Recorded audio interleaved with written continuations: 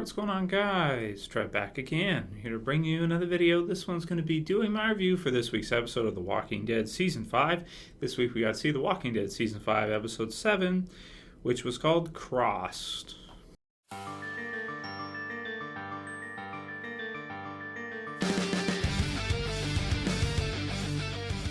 Okay, so as always, my reviews do contain spoilers. If you guys have not seen Crossed yet, you may or may not want to watch this. But that said, I mean, spoilers for this week's episode. Not that much happened. I mean, some things happened, but the thing is whenever you have an episode that focuses on a lot of different characters, the progression with each group is smaller, is shorter, because of course we only have 42 minutes of an episode. So in this week's episode, we even saw Glenn and Abraham's group, which I didn't think we were going to see much of them, and they actually had quite a bit of time. So we switched between that group, Gabriel, Carl, and Michonne at the church, which they got a lot more time than I thought they were going to. They would have.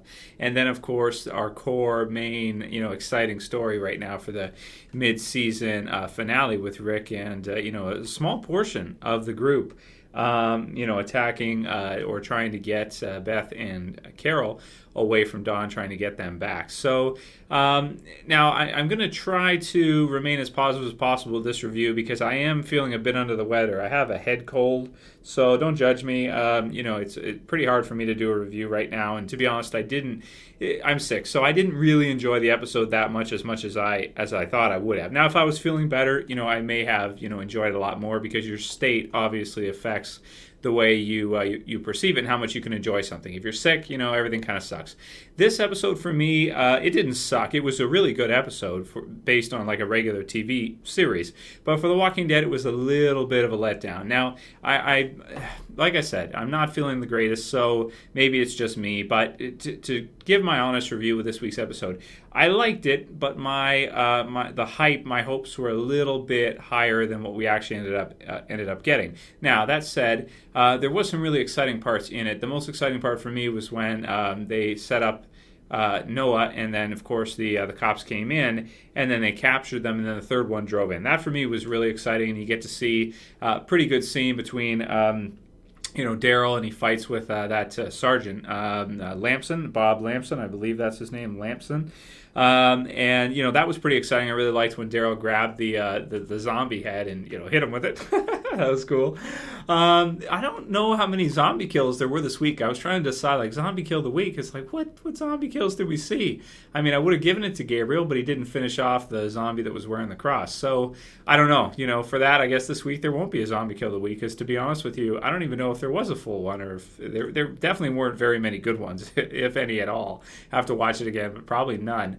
But that said, aside from that stuff, and then of course the ending, which was pretty predictable. I mean, you could see it coming as it was going through. He gives her the sob story. It's like he can sense he has an idea that she, she's kind of tormented, she's kind of distraught. He can kind of sense that something's not quite right with her.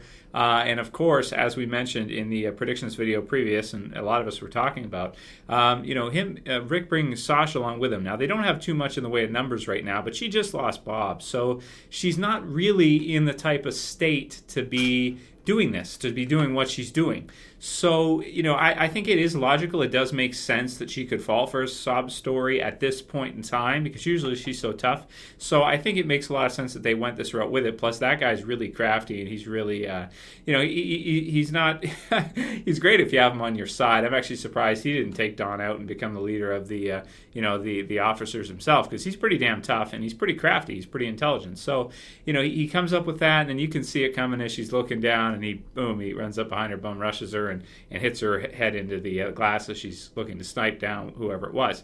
So it was kind of a little bit of a silly scene, considering she should know better by now. Like she should know better than to go for that. But you can explain it because she did just lose Bob. So, it makes sense too from that perspective. Even though normally with Sasha, you would never expect her to go for something like that and even try something like that when she's supposed to be basically watching over them. Yeah, so I guess it makes sense, but it's a little loose for me. It's not exactly like a total like. It was okay. It was good for the story. It was okay, and it does make sense that type of thing could happen because she's not in the right frame of mind right now. She's probably not even barely focusing on what's going on around her, as we got to see with her scenes where she discussed with Tyrese, what she was feeling in that, not wanting to open up about it, not wanting to talk about it, and finally a little bit starting to. So, and man, he hightailed it out of there pretty fast, even though he didn't have his arms. He's running pretty quick. It reminded me of the comic book series, and somebody actually predicted this. I forget the name of the person. I can't remember it off the top of my head, but it was in my Q&As. So good call, whoever this week sent through the question that maybe somebody will escape and then of course run back and will fulfill the role of in the comic book series we haven't seen, which is Martinez. Martinez in the comic book series with the governor. Comic book spoilers. It's like more than 5 years old now. But basically, he pretends to get Rick's group out of Woodbury, and then he finds out where they're located, and he goes to run back. So it reminded me a lot of that as he's running. So we'll see if maybe they'll do any kind of equivalency in the TV series if Rick sees him running or something, because he did leave prior, and Rick mows him down or something, and ends up killing him or injuring him fatally. Because he did, from the looks of things, he almost killed Daryl too. So Rick's not too fond of him at this point in time. And, if he sees him running, I'm liable to think at this point in time he's going to say, screw it, this isn't going to work with this guy. We're going to have to put him down and have him kill him or something. And then, that could also screw up bargaining with with Dawn and the others, because if she finds out that he killed one of them, she's going to be like, well, F you, that type of thing.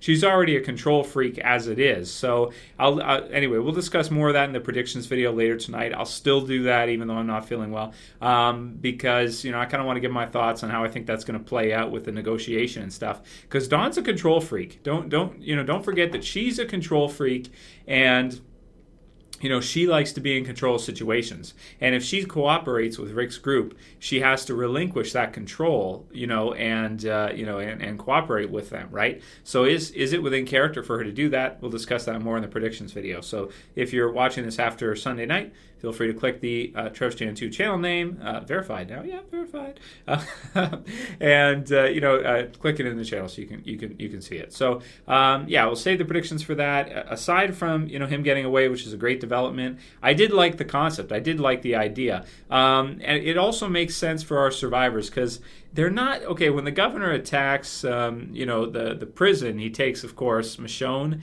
and Herschel hostage to do it. Now, this one was interesting because it kind of felt like a role reversal. Like here, Rick and the others, they're baiting them out, and they're capturing. They ended up capturing 3 of them, of course, and using them as bargaining chips to try and work things out with Dawn in a peaceful manner, which makes sense. I mean, it might be a little idealistic, and they don't personally know Dawn, but I was surprised Noah didn't pipe up and say, hey, she might not go for this. She's kind of crazy. She's kind of controlling and this kind of thing. But then again, he probably thinks that Dawn really doesn't care too much about her fellow wards, and that she cares more about the officers, which we've also been led to believe as well from Beth's point of view, right? She'll always take their side. She has to. She feels like she has to. But then again, you did have the female officer who's been captured who said that Dawn doesn't even really like the ones that, she sends them out because she really doesn't like them very much, So there's that as well, too. But again, we'll touch more on this in the predictions. So that said, the middle scene being the most exciting, the ending scene being pretty exciting, him getting away and all that, at least so far. Aside from that in the episode, I mean, the stuff with Abraham's group, it makes sense that Abraham and Eugene, you can see Eugene's just starting to wake up now. I'm interested to see what happens with that. Is he, did Abraham kill him in the TV series version? I don't know. That's an interesting one because you can hear him kind of get up, and it almost sounds like a zombie waking up or something, right? So is he dead? Did Abraham kill him when he hit his head against the thing, internal bleeding and die or something? I don't know, because if you get just simply knocked out, usually you'll come to pretty fast. It won't be like a whole day type thing where they got to wait there for him and go fishing and do all this other stuff because he's still not up yet. yet. Usually, if someone gets knocked out from a punch, they can wake up pretty quickly. Usually about, I think normal is probably maybe about 10, 15, 20 minutes, maybe half an hour. Any longer than that, I think it's like you're looking at like a coma, right? That type of thing, and that's not good. you know. So we'll see what happens with that, and whether or not something's going on with Eugene. It is the mid-season finale, right? So, and they may go a different direction with Eugene than they did in the the comic book series. So I guess we'll have to see what happens with that. But just to give my thoughts on basically, the fire truck was cool, all that was neat. But really, they were just standing around. They go fishing, that type of thing. We get some dialogue from Rosita about how she met Abraham and joined up with him, and Eugene taught her how to kind of filter water with a piece of clothing, this kind of thing. So he is very useful. He's very smart, very tricky, and he can come up with some great strategies. But I mean, I guess we'll have to see if he's even going to make it another episode, which I would think probably he would, but we'll have to wait and see. We don't know for sure. So in terms of what happened with them this episode, everything that happened with them, to be honest, it just felt a bit like filler because they didn't move anywhere. Eugene hasn't woken up yet. All this stuff with going fishing, getting water, and all this. I mean, that we have to deal with some of that because, of course, it's realistic. But a lot of it just felt like they were filling out time. And the stuff where Rick and the others capture those members, those officers of Don's group. I feel like they could have extended that. Like show us more. Now I like action a lot, but personally, I think they could have extended that quite a bit and shown us a lot more, spend twice as much time even in the setup and the tenseness and building to when they captured them. It's kind of like they, just cuts and there's Noah and there's a shot and boom, there's Noah, and then they come in and within like a minute they're captured or then the car comes in, then they chase, and then a couple minutes and they're captured. They probably could have set that up, quite a bit better and spent more time on that versus seeing Glenn and the others go fishing, right? At least that's my take on it. I think they should have shown us Glenn in their group, but really, we got a whole episode of them already just recently. We got a whole episode of Beth. We got a whole episode of Daryl and Carol going into the city and all that, which I love, by the way. And I really like the Eugene revelation, too. It was awesome, too. But I just felt like the parts where they actually had the beginning of this battle, they could have probably extended that quite a bit, and I would have enjoyed it even more. So that said, not a bad episode by any means. A lot of the best episodes include most of our cast, most of our characters, but this one felt a little episodic because not that much advanced in terms of the plot. Basically, they got two captured, one escapes. Sasha may be injured, and we're about to see the beginning of the battle with Don. So it just didn't advance as much as I thought it was going to, which is just, hey, they got 16 episodes. I understand, they have to fill them all out, but I just thought we were going to see more advancement than we actually did of, maybe at least a character death or something. We didn't get to see that yet. So yeah, aside from that in the episode, I mean, like I said, I'm kind of out of it. I'm not feeling the best. So I'm going to give it a 9 out of 10 still, because I like to rate it based on what most TV shows are like, that kind of thing. And it was a good episode. It just wasn't great. And my expectations for The Walking Dead are pretty high. I love the series. The comic book series of The Walking Dead has been just out of this world awesome this year. So the TV series, the first few episodes were incredible. This episode was good. The Daryl Carroll episode was good. The Eugene episode I thought was good. But in terms of like which ones are the best, I'd say episode 3, episode 1, those two are some of the best we've ever had. The second episode was probably somewhere after that, and then this episode, maybe. Then I'd go Daryl and Carol, then the Eugene episode, and finally the Beth episode where we finally found out where she was at in the hospital. But again, I think they could have shrunk that down quite a bit too. So anyway, they're filling it out. They're filling out the season. They got to do what they got to do.